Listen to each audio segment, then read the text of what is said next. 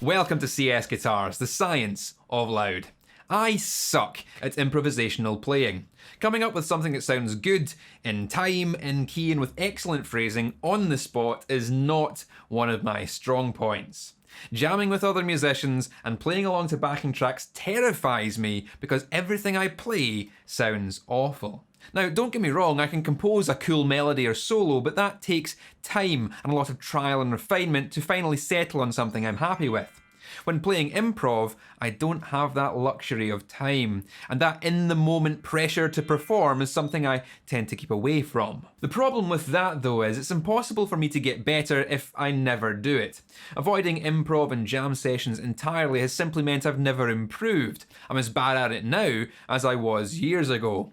Not instantly good at thing equals never do thing again is something that I've struggled with since forever, and it's the reason why I've given up doing so many things that I used to enjoy. Getting better at this will take some serious practice and study, and I wonder if the Spark amp from Positive Grid can help me with that. The Spark is a 40 watts practice amplifier with sounds built from Positive Grid's Bias engine, something I'm pretty familiar with having used the Bias effects software for a number of years. Alongside the almost endless sounds that can be created and downloaded through the associated app, the app also searches the internet for backing track videos, assigns them to genre categories, and even analyses the audio contained within to create chord sheets to follow. That last part is particularly useful. Knowing what chord progression I'm playing over will hopefully cut down the amount of time I spend fumbling around trying to find the right notes, and perhaps I can even apply some of my limited music theory knowledge to find the modes that work best over those progressions. With all the amp controls and music track volume physically adjustable on the Spark itself, this becomes a very convenient jamming companion, as I don't have to fiddle with PC audio or take my hands off the guitar to move a mouse. Other factors for why I wasn't really into using backing tracks before now. This is a much more streamlined system, so hopefully will make things a lot easier. I'm going to throw a couple of microphones in front of the Spark to capture the sound. Now, I realise this device isn't designed to be recorded in this fashion. It has a USB direct recording out on the back, which will probably give some cleaner results, but for my setup, microphones are far more convenient, and it will hopefully give you an idea of what this sounds like in the room.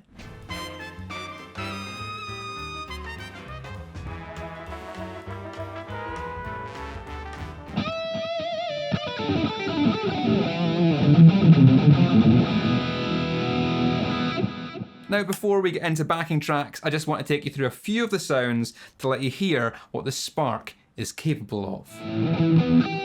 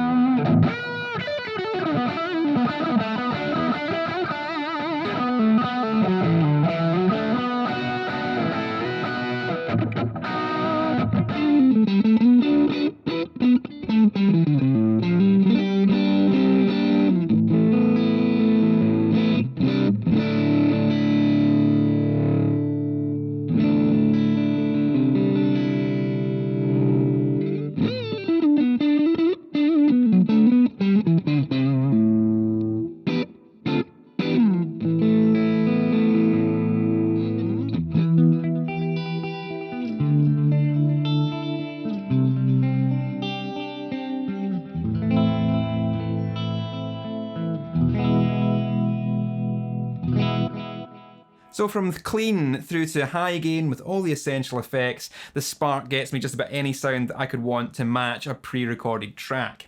Now I'm going to choose some backing tracks at random, try to jam along with them, and then I'll review my progress and see where I need to improve.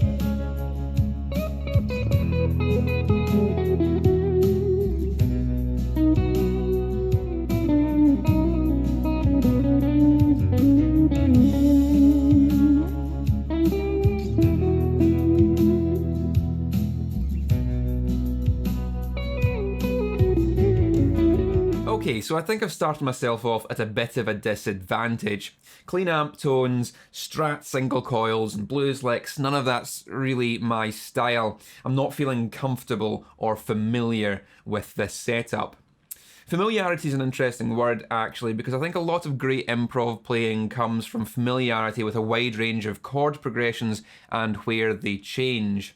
That's another thing that's making this quite difficult. I'm not sure when the next section of the music is coming up. Sure, I can look on the app to see the chord names in advance of them actually appearing, but I'm not hearing ahead. I'm not able to envision what the next part of the track will sound like, and as such, my playing never seems to lead anywhere. So I'm going to change guitar, change amp tones, and try a different genre.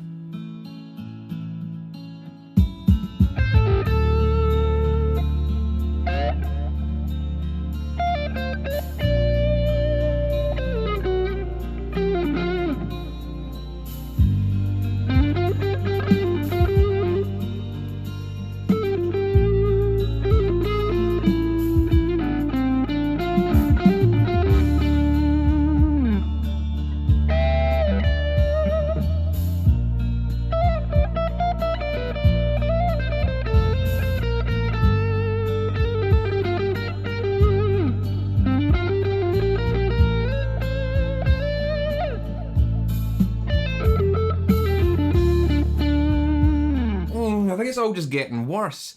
I tried a couple of ballad tracks to see if I could be a bit more melodic with my playing, use a bit more of a distorted guitar tone, but I think all of my hesitance and self-doubt is really starting to sink in, making the playing somewhat weak and tentative. Being so unsure of what I'm doing, nothing I'm playing really has any committed statement to it. I think what I'd benefit from here is having an established repertoire of licks that I can pull out and employ at any time. So rather than creating every note in the moment, I've got some known licks that can be slotted in and out, and the creativity comes from when to use them and how to connect between them. I think this is probably what most people who are good at improv playing are doing. They won't be inventing every note on the spot. They'll have little blocks of music that they can piece together and build something unique out of. Sort of like when I'm speaking, I'm not inventing new words all the time. I have an established vocabulary and an understanding of sentence structure, and therefore I can piece together something cohesive that has a point. What I'm playing right now are just notes, and even if I'm keeping them all in key, they're not structured enough to say anything of worth.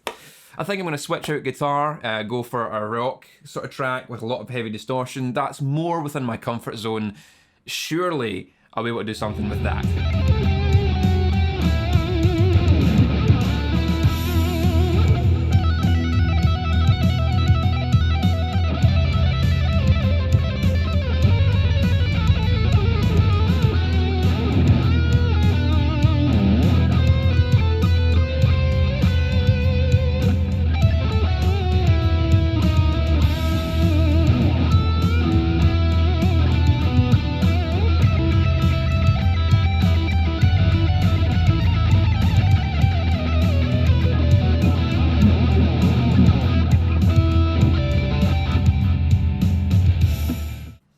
think I need to give up at this for now and come back fresh tomorrow. It's a new dawn and a new day. Well, actually it's the afternoon right now, but we're going to get back to it. I've found a metalcore backing track which will work well for something in drop C, so we're going to warm up with that and see where we get to.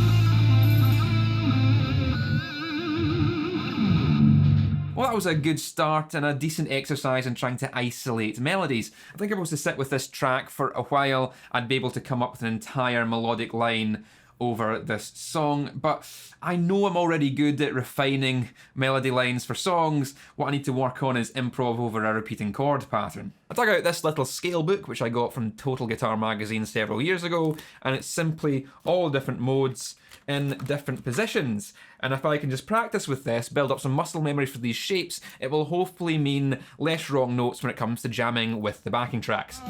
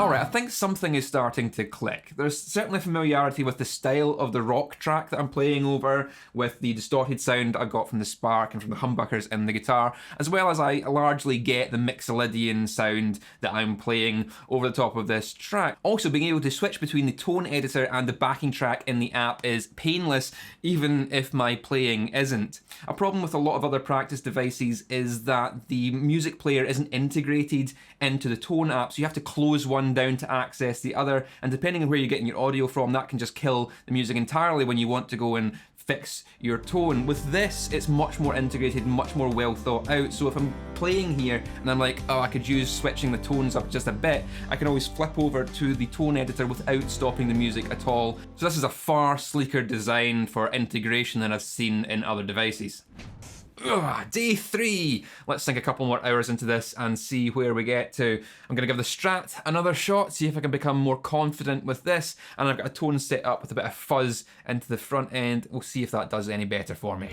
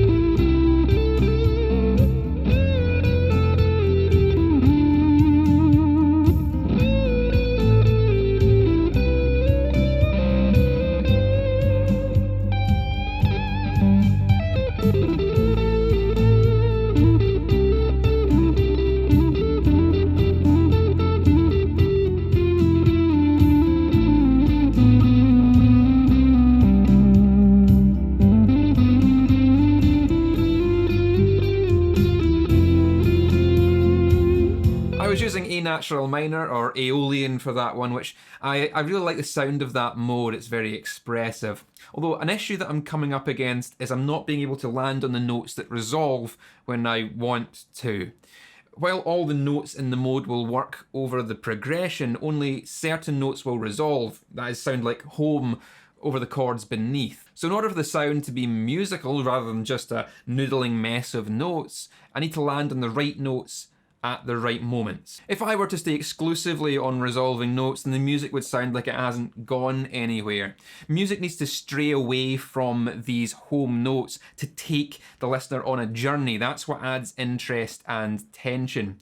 Coming back to these resolving notes at the right time is putting a foot back on the path, grounding the melody in familiarity for the listener. Failing to do so simply takes the music too far away, getting lost on some other path, and sounds bit bad. To fix this, I'm not only going to have to learn these modes, but also which notes within them resolve for the chord progression, as well as get familiar with the backing tracks with all their twists and turns. I think 3 days is probably a bit ambitious, too short an amount of time to become proficient at this.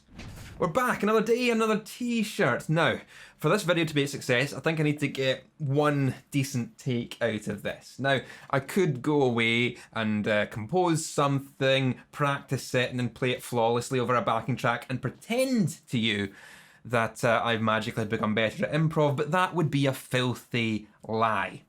I think I'm going to have to brute force my way through this. I know that there's no way that I can become good enough to do this proficiently in just a couple of days, but perhaps I've learned enough to get passable. By selecting the appropriate mode, having some licks and tricks ready to go whenever I need them, being careful around resolving notes within the modes that I'm using, and remembering that silence is just as important as sound when it comes to phrasing, I might just have enough to bluff my way through.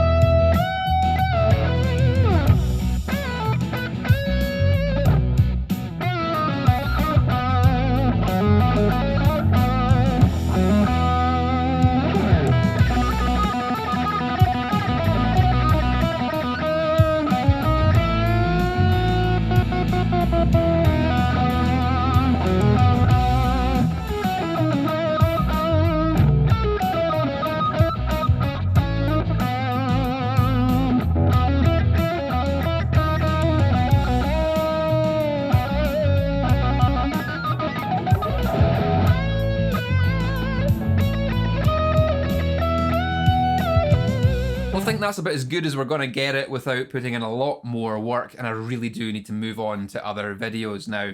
If you were expecting me to have transformed into some shred metal virtuoso by the end of this video, then I'm sorry to disappoint. The faults and problems that I'm facing here are far more fundamental than the gear that I'm using. If I want to get better at improv, I really need to go back to the roots of those problems, to learn and apply music theory and do a lot more practice.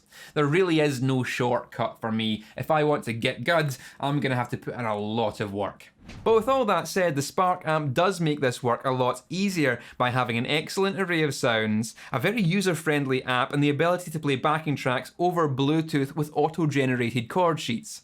It's all very slick and integrated, you won't have to juggle multiple apps or devices, and if you do want to use the Spark without the iPad, then it has extensive onboard controls and memory banks so you can load in whatever sounds you most want to use. It's got a very classy look, which is a nod towards retro amps while still being stylish enough to fit with modern decor. There's plenty of volume there too if you want to play loud, and the wide stereo feature gives convincing illusions of reverbs and delays bouncing off of the walls. It's impressive just how big and stereo this sounds when you're standing in front of it.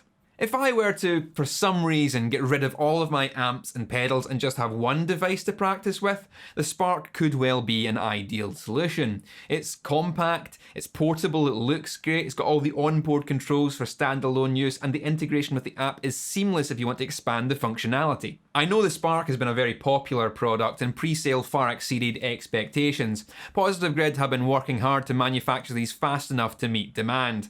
Now with everything that's going on right now with lockdown and COVID, manufacturing has been slow across the board and it's taking longer than normal to fulfill orders. So if you have ordered one of these and you're still waiting on it, I know that's frustrating, but please be patient. Knowing that this was an issue, I made a point of grilling Positive Grid about this, and they assure me that they're going as fast as they possibly can to get the completed units in and ship them out and complete those orders. By the time this video comes out, they could well be back on top of things. With that perfect storm of high demand and global shutdown aside, I think Positive Grid have managed to produce a killer product here. And if you want to find out more about it, or perhaps even buy one for yourself, then links will be in the description box underneath this video. Now, don't forget to click all the buttons you're supposed to make this video viable to the ever-changing whims of the YouTube algorithm. Keep it loud, and I'll see you later.